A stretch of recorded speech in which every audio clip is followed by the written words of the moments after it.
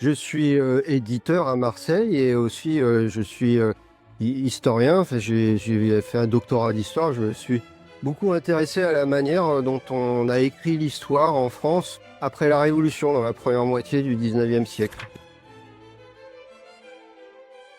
Justement, à l'occasion de mes recherches, je suis tombé un peu par hasard sur un auteur qui s'appelle Alexis Monteil, qui avait écrit une histoire assez très longue, monumentale, qui s'appelait l'histoire des Français des divers États, et qui a été publiée sous la Restauration en 1827, et qui déjà proclamait dans sa préface qu'il voulait faire l'histoire de tout le monde, de tous les Français en l'occurrence, mais de tout le monde.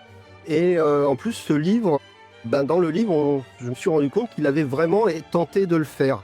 Ça, c'était le premier constat. Le deuxième constat, c'était qu'on m'en avait jamais parlé au cours de mes études, donc ça a suscité ma curiosité. Et donc, j'ai poursuivi comme ça ma réflexion, et le livre que j'ai fait, là, est plus une tentative un peu d'expliquer sa démarche. Alexis Monteil, l'historien de tous les Français. Donc j'ai essayé un peu d'expliciter sa démarche, de montrer ce qu'il entendait par une histoire véritablement nationale, c'est-à-dire qui raconte vraiment l'histoire de toute la nation, de toutes ses composantes. C'est lui qui a inventé l'expression d'histoire-bataille pour dire qu'il ne fallait plus faire d'histoire-bataille. Il écrit à la même époque que Michelet, mais il a une démarche totalement différente. Pour lui, le peuple n'est pas une entité, c'est pas une personne. Pour Monteil, au contraire, le peuple est composé de différents parties. Il voit ça comme la nation comme une société complétée de ce qu'il appelle de divers États. Il a tenté pour la première fois, pas simplement une histoire du peuple, mais une histoire de la vie matérielle. C'est pour ça qu'il a été lu par beaucoup de gens, mais par des gens comme Karl Marx, tous les gens qui commencent justement comme Monteil à s'intéresser à l'histoire de la société et surtout à l'histoire du travail, des différentes catégories sociales. Et c'est en ça, je pense, qu'il continue à être important pour nous.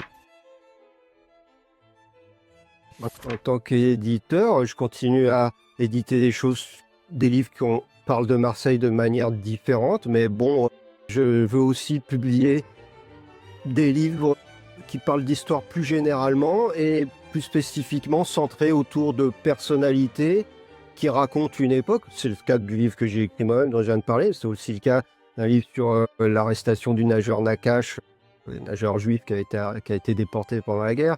Le livre sur la famille Hallyday du chanteur Johnny, mais d'un point de vue complètement différent, puisqu'il s'agit de l'histoire de sa famille depuis le 19e, 20e siècle. Je suis assez intéressé à publier des livres qui racontent l'histoire de manière incarnée autour de personnages qui disent une époque. Je viendrai présenter ce livre le 12 novembre à l'Atelier des Arts pour parler de cet auteur et dire ce qu'il a encore à nous dire aujourd'hui.